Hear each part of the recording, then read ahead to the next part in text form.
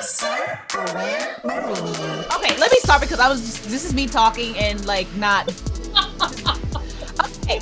All right, everybody. Hi. Welcome to another episode of the Self-Aware Millennial. I am your awesome host that roller skates.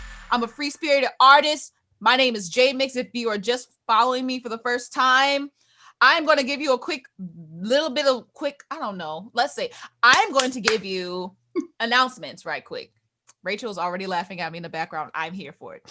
So by announcements, I'm not gonna make it long like I did last week, but this week has been like a big, wonderful, revolutionary week for me and the People's Assembly. We've already done a whole bunch of things. By the time this episode premieres, we will have done the Martin Luther King March. We would have done our J20 NOLA Revolutionary Choir situations. I can't really talk about that until next week though. Dang, because like I'm so excited about it.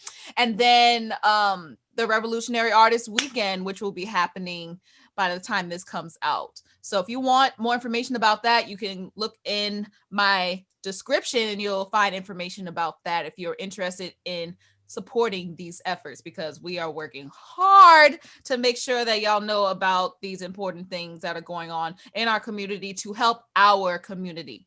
The last update I want to give y'all right now that's kind of important, because I want to hold myself more accountable to my mental health, not just within myself, but for you all as well, because I think it's important that, at least for me, it's important that I keep giving y'all like my updates on mental health, whether it's good or whether it's bad, because 9 times out of 10, like Chris said last week, someone else is probably going through the same thing, and it's important, it's just important to do so. So I wanted to let y'all know this week, my mental health has been a lot better than it has been in the last couple of weeks. Even last week, I do give a lot of credit to Zoloft, my antidepressant that I have to take daily, but I hadn't been taking it, and I think that was partially why I was kind of going through a lot of the mental ups and downs. But I don't like to always categorize that as the issue. I just think that my emotions when I'm not on Zoloft are just more all over the place and I can't control them. And if I like start thinking about something that is like, let's say, negative of some sort, that means that it'll probably stick with me for like the rest of the day, instead of, it just being like a thought that is there and then it floats away. So this week has been a lot better with that. And I actually just recently just came from a run on Zoloft. And let me tell y'all something about running with Zoloft. Okay. Zoloft, I started noticing this when I first started taking it. And I don't know if this is just how you're actually supposed to feel when you are exercising of any sort of whatever. But like when I'm running on Zoloft, I can run so much further and longer without feeling tired than when I'm not on Zoloft. And I know it has something to do with like not necessarily feeling that, I guess, anxiety that you catch when you're like running. I don't even know what it is, but like it's like your serotonin is more levels. So like I can't honestly, I need to do my research on this and find out, because there has to be a reason why running on Zoloft of that sort or any antidepressant makes it easier for you to get through, not just like running, but like when I go to the gym, it's easier. It's just easier. And like I was running today and I was just like, wow, I've just ran like 3 miles without stopping. And like that's something that is usually hard for me to do otherwise. And yeah, I can't completely explain it, but it makes me want to like just continue to take Zoloft before I run so that I can, get through with it. Anyway, that is all my announcements. And y'all should, I'm not saying that obviously we all can't get Zoloft. Like you have to be treated for, you have to go to a doctor and see if you need it. But like, and that's not, I'm not saying that you have to do that, but like, I'm just saying that if you need antidepressants for any sort of reason, and go to your therapist, go to your doctor, see if you need it. And if they say you need Zoloft, just know that you can talk to me and I can give you some tips and tricks and whatever about being on it. Okay. that was a long, like, that wasn't a lot of announcements, but that was a lot to talk about within each announcement that I had. All right, so we have a friend of mine that I have not talked to in like not, well, not, we're not in person, we're on Zoom, but we haven't talked in like this sort of way in a very long time. So I'm really happy and excited to introduce some of y'all, because I know some of y'all know who this is, but it's Rachel, everybody. Rachel Abbate. Yes. And Rachel and I gosh, I was trying to think back to when was the first time I met you. And I was like, dang, I think it was like Crescent City Lights. It was. We did. Oh my gosh, girl. Wow. That was such a long time ago. That would have been back in like what, 2007, 8, something like that.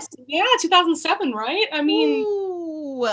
Yeah, we did a show called The Red Sneaks, which is it was like a stage version of the book called The Red Shoes, where like she put on the shoes and she wouldn't stop dancing. She couldn't stop dancing or whatever. Like the dancer couldn't stop dancing. It was an interesting show, that was for sure. And I still like funny.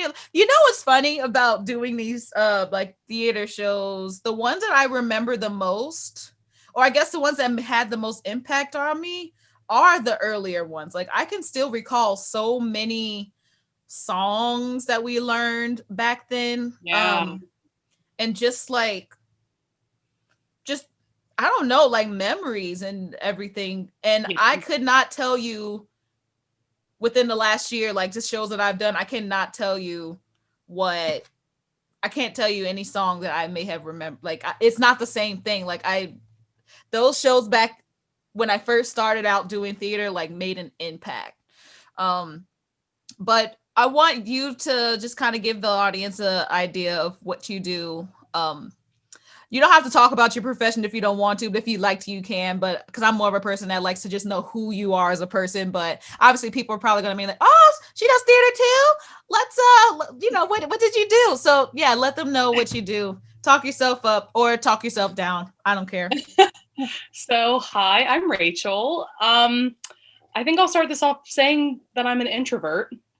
And yes. Yay! And theater and singing and all of that definitely helped me come out of my shell. That's like the overview of me as a person, for sure. Yeah. So I'm 28 and I just turned 28 in December. So yay! Wait, I forgot our birthdays were both in December. Oh my God, that's yeah. Yes. Well, happy belated birthday. I know it's been. And to you too. Thank you. Thank you. So, I mean, I'll tell you a little bit about my profession and then I can talk about like other things that I do. Yeah. But mainly I'm an opera singer and a voice teacher. That is mainly what I do today. But growing up, musical theater was it for me. And yes. Singing specifically was like always the thing that I loved. Yeah. ever since I was little. May I ask you a question about that? Sure. Because I find that people that come into do an opera of that sort that had a background in musical theater normally do better because they've had like that experience.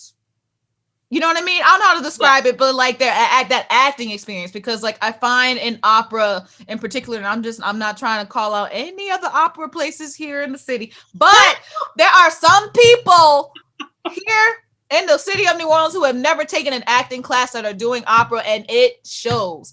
So I'm just, I wanted to know if you find that you have an advantage because you have that theater background, that musical theater background, doing opera right now. Absolutely, without a doubt. I have an advantage in terms of the performing aspect of it. Mm-hmm. There is definitely this widespread thing among opera singers where they're way too concerned about how they sound. And because of that, they're way too much in their head and the character doesn't come out. Character and acting go together, right? So yes. all of that suffers. And also because they're so focused on the sound, I do find that singers kind of have difficulty with movement in general. Yeah. So, Yeah. that's definitely a thing. And my training in the past, I know, has helped me a lot because I have formal acting training mainly from my years at NOLA. I majored in musical theater there. I studied there from about my sophomore year of high school to my senior year. And so I took some amazing acting classes and dancing classes. Like, that's the thing about that program. I don't know about how it is today, but when I was going there, it was very much acting and dance heavy, which is what really worked for me because I already had voice training from my voice teacher. Like, I didn't need that program to give me that. So that's what I loved most about NOLA was that, okay, I have amazing acting training. I have amazing dance training going forward. So I do think that all of that has given me an advantage in terms of being an operatic performer. Awesome. Sure. Oh, I should also mention, listeners, because some people don't know what NOLA is. NOLA is the New Orleans Creative, what is it? New Orleans Center for Creative Arts. Center for Creative Arts. It's basically like the Fame School of New Orleans. So if that helps.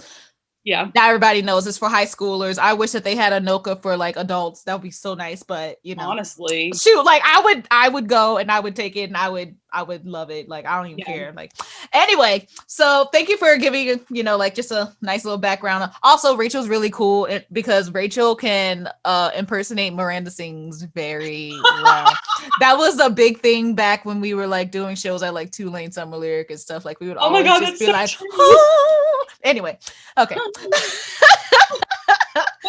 Oh my gosh. Okay, let's go back. Let's go to our next segment. I am skipping self-awareness in the news this week because there's really no self-awareness right now that I need to be talking about. And that's okay because whatever. We are self-aware people and the news is always just going to keep circulating with things. Let's talk about, we're going to do the ponytail segment. And thankfully, I'm like, I put a pony bun in. Like, I was thinking to myself, because every single time I do the ponytail segment, I always forget to have a ponytail like on deck for myself sometimes. And today I was like, I'm just gonna do the ponytail, like put it in my hair. Anyway, so ponytails with the tail spelled T-A-L-E-S is a segment where I ask my guests to tell a tale with a ponytail in their head. I give the name of the topic and then we both share our ponytail. If you have a ponytail suggestion or you'd like to share with me whenever, whatever, please I can't speak today. Please feel free to email me at theselfawaremillennial@gmail.com.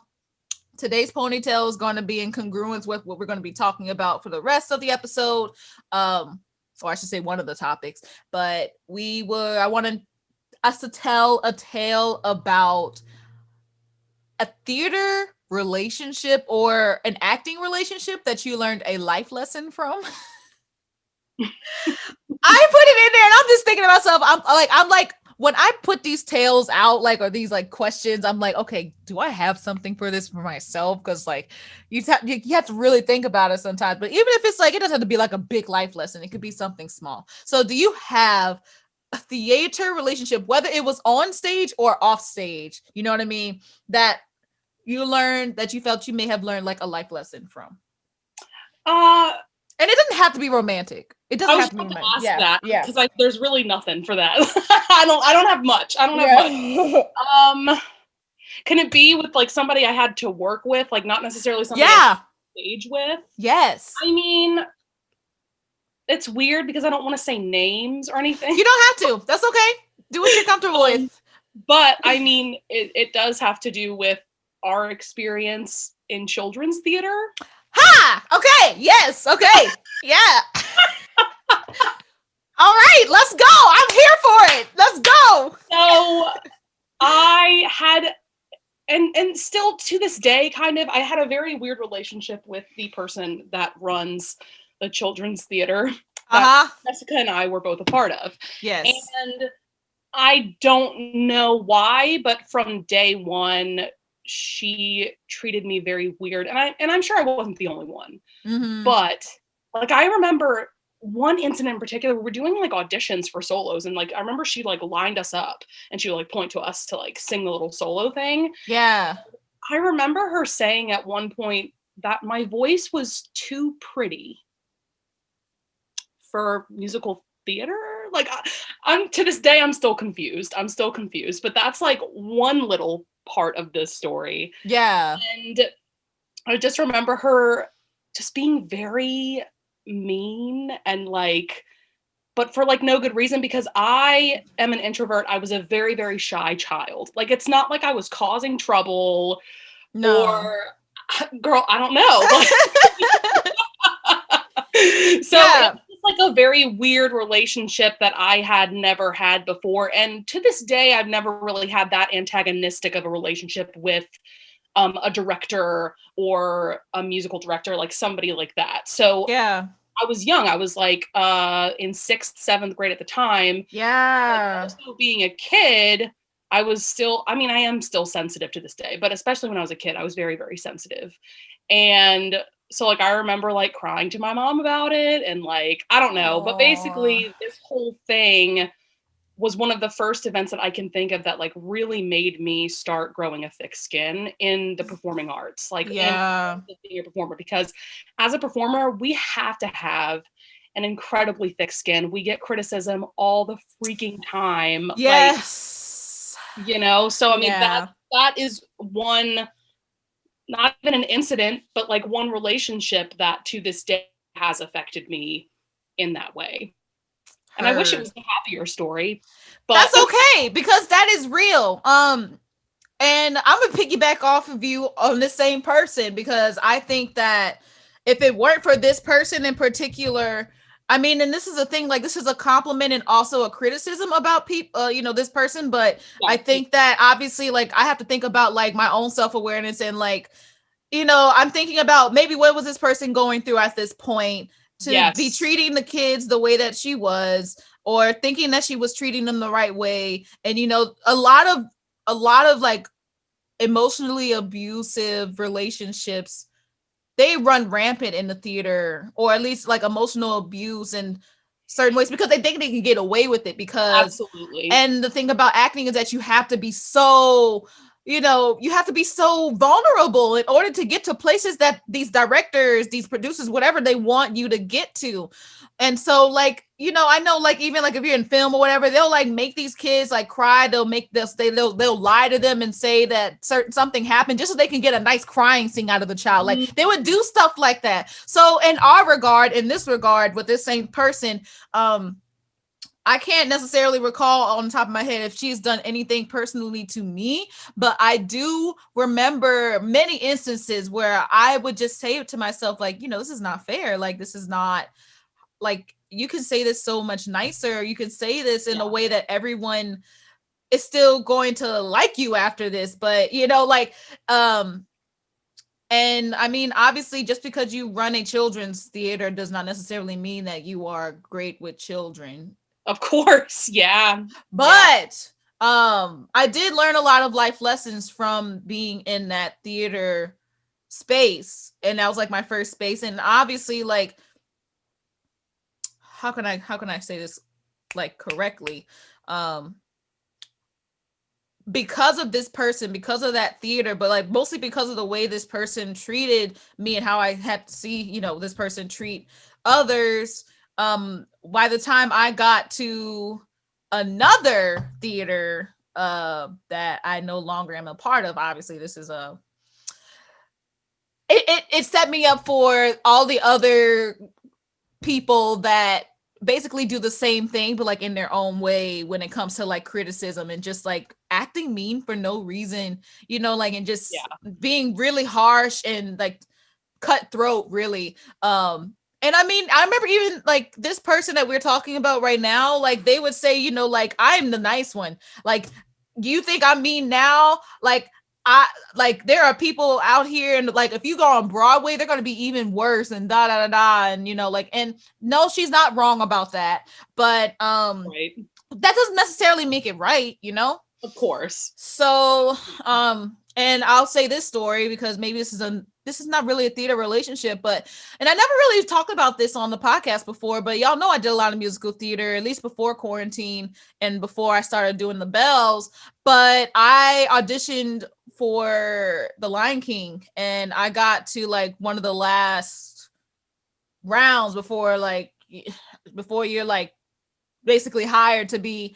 Wow. And I traveled to New York and everything, and I was excited, you know, like I was like, wow, like I'm here in New York, That's amazing. yeah, but it was cutthroat. It was so cutthroat once Yeah. I got there. And I thought to myself, like, I could totally make this work. I see that there's so many people that value this, and, you know, their dream is to get on Broadway and do X, Y, and Z. And I remember in the moments of me being there and like just being amongst like the producers of Lion King, I put some stuff on my and you know, it's the other thing, like nerves get to you too. If you're not used to auditioning like all the time, you know, your best performances are not when you're in the audition room unless you audition more than you perform on stage. Let's get like, because some people are really good at auditioning, and once they get on stage and like do a full-on performance, like they are just not it. And I can name like 10 different people just here in the city of New Orleans that are like that, but we ain't gonna talk about that today. But when I was there, there was like one instance that I can think of that just sticks out in my head now. This is like, I don't know, maybe 3 to 4 years ago. I don't know what time we are in right now, but I remember feeling like I was singing my song, and it was like, it wasn't any of the songs from Lion King. It was like one of my like reps that I prepared, and they were like, ooh, let you know, sing this. And I like was singing it, and I loved the way I was singing it, but I was so amazed with the accompanist. And so I gave the accompanist, I was like, yes, accompanist, you know, like the accompanist did a great job. And the theater the producers were like, welcome to Broadway. And I was like, oh, y'all just really just messed up my whole mood, because I was so excited about this accompanist. And then they were just like, well, you're on Broadway. You're in Broadway now, honey. This is normal. And I'm just like, okay, I know that, but still, let me have my moment, okay? Yeah, exactly. So, you know, stuff like that. I'm like, you're so cutthroat. You don't even realize like when organic happiness is happening, but whatever. And it's like unnecessary. It's like, it really isn't necessary to be that mean. Right. But, and you know, and I have to in those moments I have to think to myself, there is something in that person's head that made them switch to being cutthroat like they are. It may have been something that someone else had done to them in the past. It has nothing to do with you as a person. And it has everything to do with them and whatever they are going through. Maybe they are upset because they have to be in this audition room and not like with their family or something right now. And they are just like, whatever. I'm going to project whatever I have on someone else, and I don't even really care, because whatever, you're the one auditioning for me. But also you have to think about this case. You asked me to be here. Treat me like you want me to be here, you know? Because if this is a preview of how you're going to be treating me once I get my contract signed and having to, I don't want it. I don't want you to be disrespecting me. I am still a human. I'm still a person. Whew. Okay. That was a long ponytails. And I feel like I released something. And obviously, y'all, if you want to do Lion King, do it. But honestly, no. There you go. Don't do just don't go for Lion King. And shoot, I wouldn't even say go for Hamilton, but I'm not doing musical theater as much as I used to. I think the one thing that I would like to do, however, is Wicked. Wicked is like my main one that I want to do. If I ever do Broadway in any way, shape, or form in the future, hopefully in the near future, we'll see. But I would love to do Wicked, even if I'm just in the chorus, the March of Witch Hunters, woman that gets to say the March of Witch Hunters, like that I would be okay with that, and I could live with that for the rest of my life. So okay. For that. But so we're talking about the toxicities of theater and things that we encounter, and this goes great going into the next portion of what we're going to talk about, our main topics, because it's more than one. I want to quickly, or I should say for like the next maybe 15 minutes or so, let's talk about fatphobia in the theater. Not just in the theater, but just overall. Fatphobia, if you're not familiar with it, is right now, it's just a phobia of people that are overweight. Because the thing is like, depending on where you are, like fat is considered subjective in certain people's eyes. Like it's not always like someone may think they're fat and another person that sees them, they're like, you're not fat at all. You know, it's definitely a more of a mental thing, and it has everything to do with what one person thinks about themselves, you know? So, and I know that fat in general is a triggering word for people who are obese and people who aren't. So I'm using that word because I know it is triggering, but I don't really know if I can use another word at the moment. So I'm gonna try my best not to say it often, but we do need to at least like use it so that it takes heed for with some people that are listening. But in the theater and film industries, fat phobia makes it difficult for overweight actors to book roles because of their size. Since Hollywood was on the come up, there's always been an unwritten rule that your body has to at least look like Judy Garland after they starved her to fit in that picnic dress on the Wizard of Oz. But it's important to note that back in the 1930s and 40s in particular, which is when Hollywood kind of really started, you know, like really like popped off. Majority of Americans were smaller because fast and processed foods, fast food, they didn't exist. The average person moved a lot more because television only existed amongst the rich, and you know everybody had labor heavy jobs and stuff. So it was just easier to stay healthy. You know, we weren't inside most of the time, we were outside. We usually were only inside when we were like preparing things and you know, eating or sleeping, and we would be outside for majority of the day doing like most of our other things, and it's totally not like that today. And I should also say that body standards have shifted for mainstream, but for theater and film it's basically stayed the same. It's the same. I mean, they like to like brand it in different ways to make it seem like it's not, but when you get into the audition room and you see everybody, and I'm just like, oh no, you know, like it's like everybody looks the same. And I'm pointing my pinky up so people can see like this is what it looks like. But like a couple of them, like a whole bunch of these pinkies.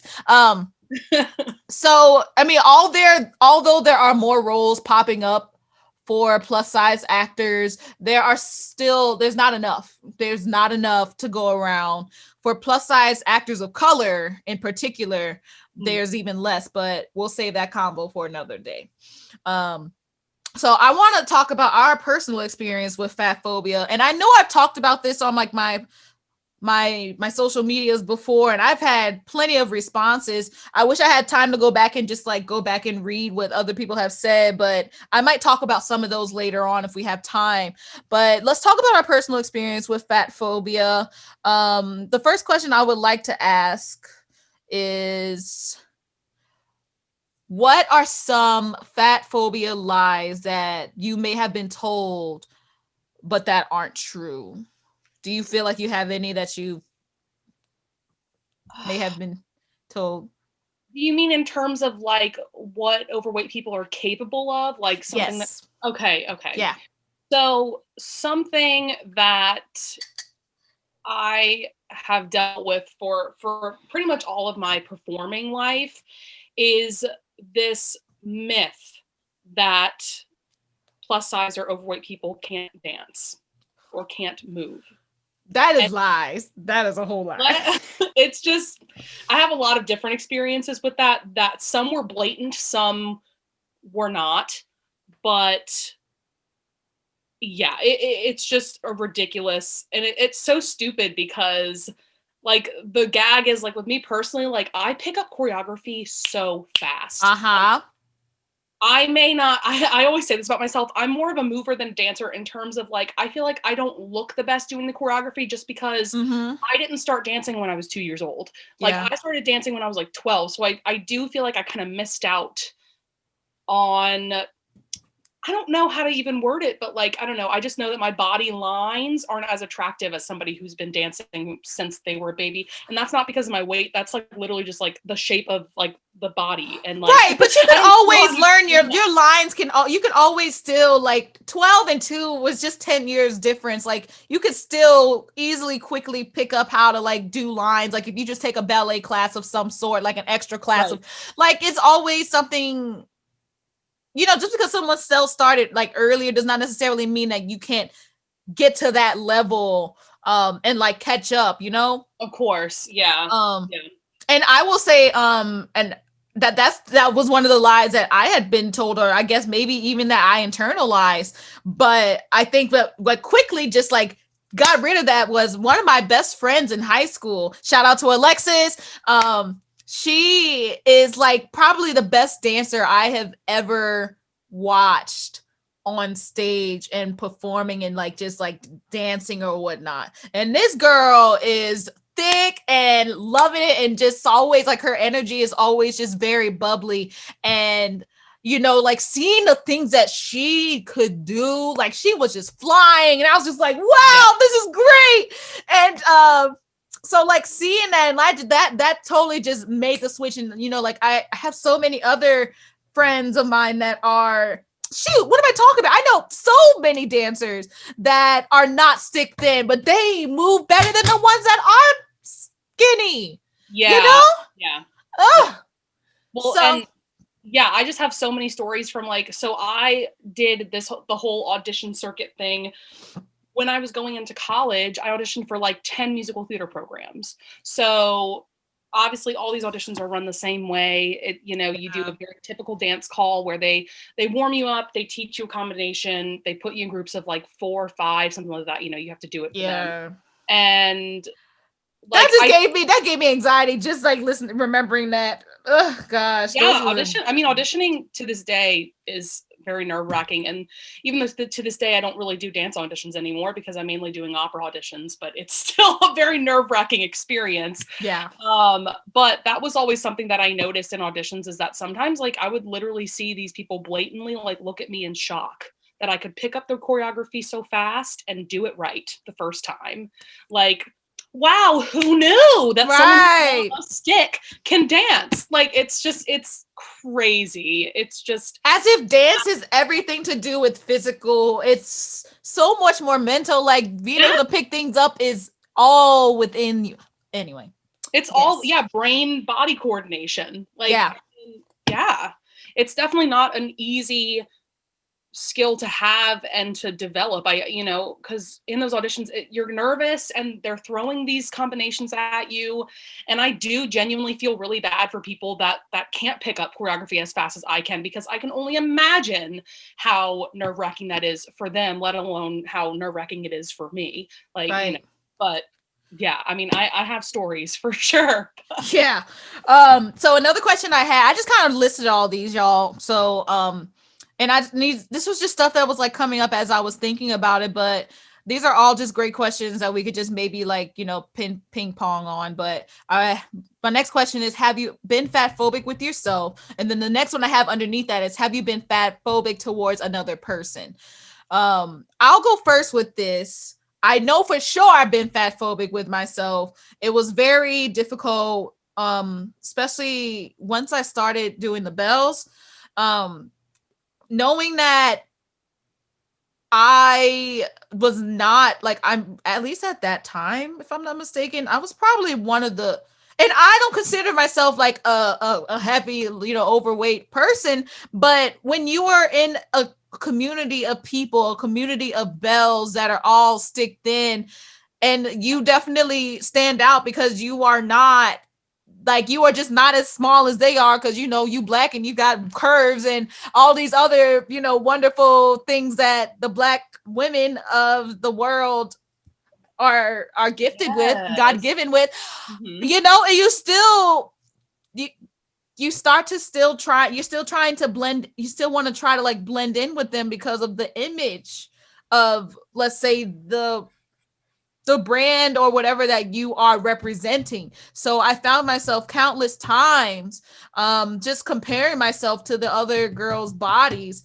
and like Not necessarily like to the point where I'm like, oh, I want this body, because I didn't want any of their bodies. What am I talking about? But I was like, there has to be a way for me to be able to like look good in my costume the way that they look nice in their costume. But when I realized that at least some of the costumes that they wore were definitely made for them, the one that I was given was made for me, but the company that did my costuming was not the same ones as like the other girls had. So it just Yeah. made it was just different. I never really liked the there was like a military costume we wore. I never really liked the way it fit me. It just didn't, I felt like it never fit my body the way that it could have. But anyway, yes, I've been fat phobic with myself. Have I been fat phobic towards another person? I don't think I have. I don't remember a time of me ever doing that, only because like I was an overweight kid for like majority of my childhood. It wasn't until like sophomore year of my high school career where like I started running track and like the pounds basically just kind of melted off because I was doing that and theater, like dancing and doing a lot of stuff. But I don't think I've ever been fat phobic towards another person I can think of. There was like a random, and I guess I'll say this right quick because apparently, so as you know, I'm the Dismantle National World War II Museum, one of the moderators, and there was a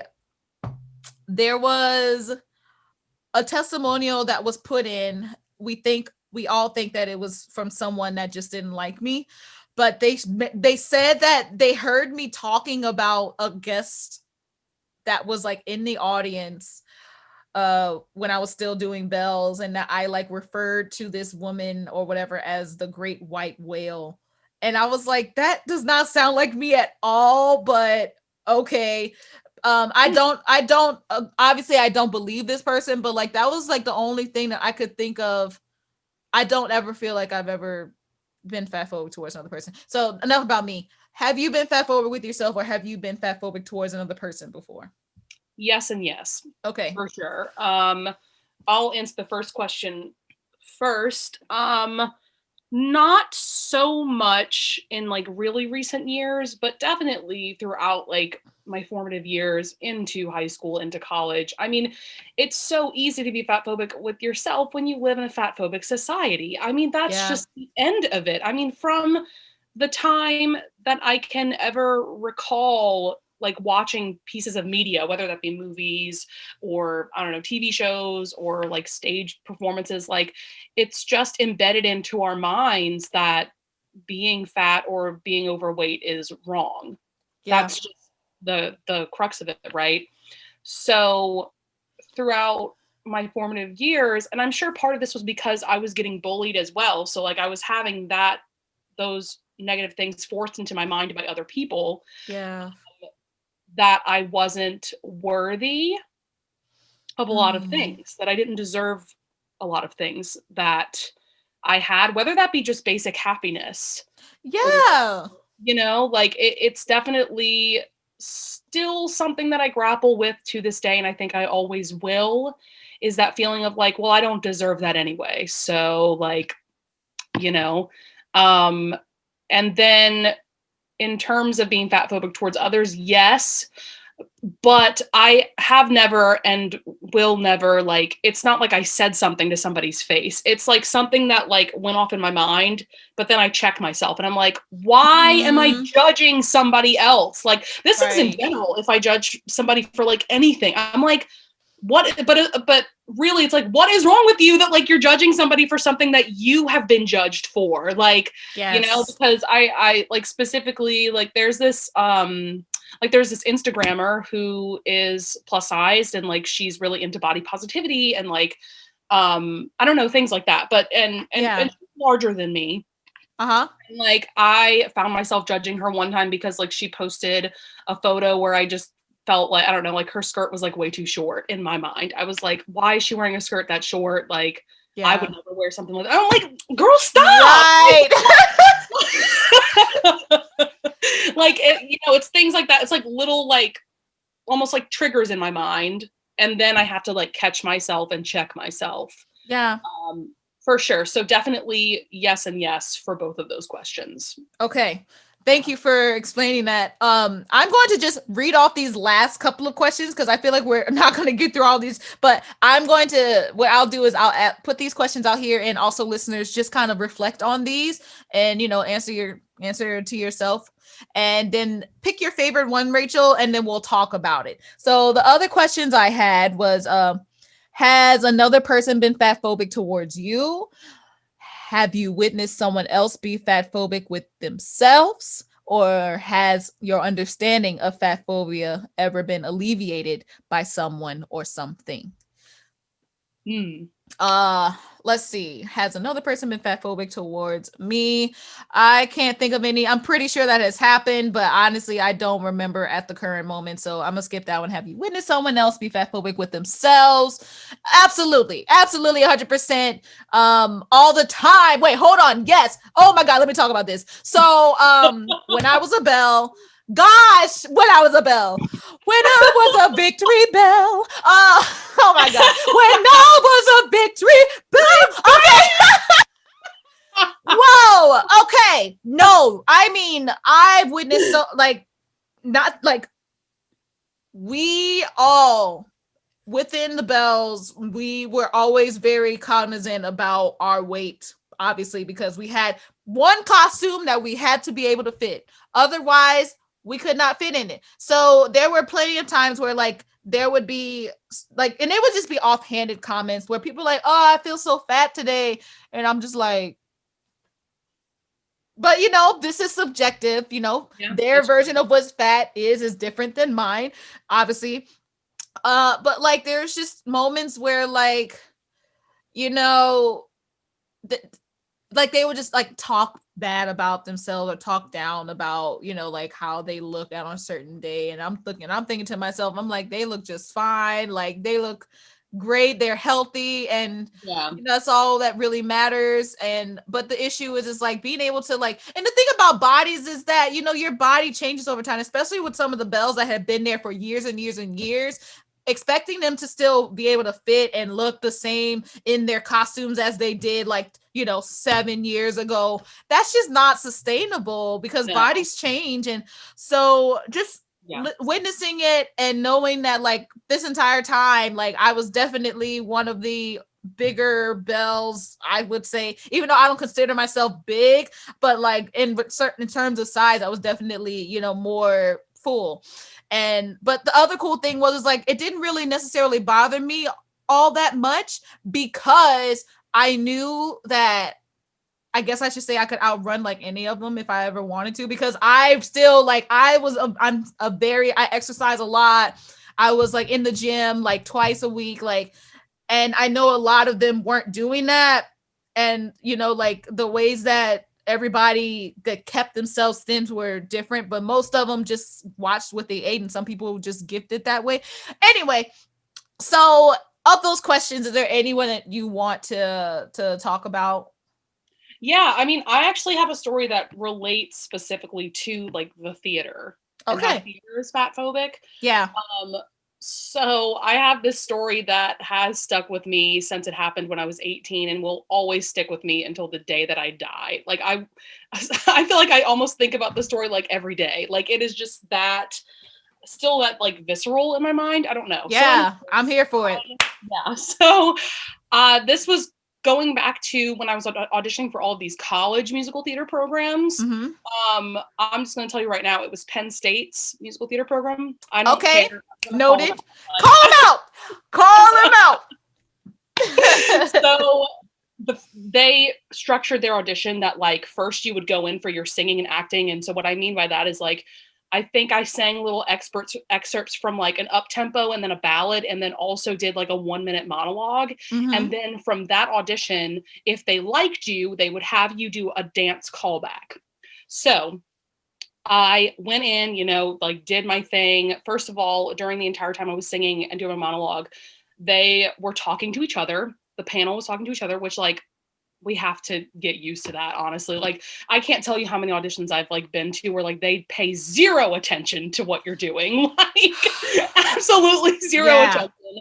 So I finished my monologue and like I awkwardly stood there for like 5 seconds while they just kind of stared at me. And they were like, I think this was the director of the program. He was like, why don't you grab a seat? Come sit down. And I was like, oh shit, this isn't good. Like, Yeah. I've never been asked to like sit down like after I was sitting, right? So I grab a seat and the conversation was a little more than this, but the bottom line was the director was like, I'm just going to tell you right now, you are not going to have a successful career in musical theater because of your weight. Girl. No. It gets worse. Okay. So I was like shell shocked because I'd never been told that blatantly that I wouldn't be successful because of the way I look, whatever, right? It gets worse because then he tags on, it would be different if you were Black.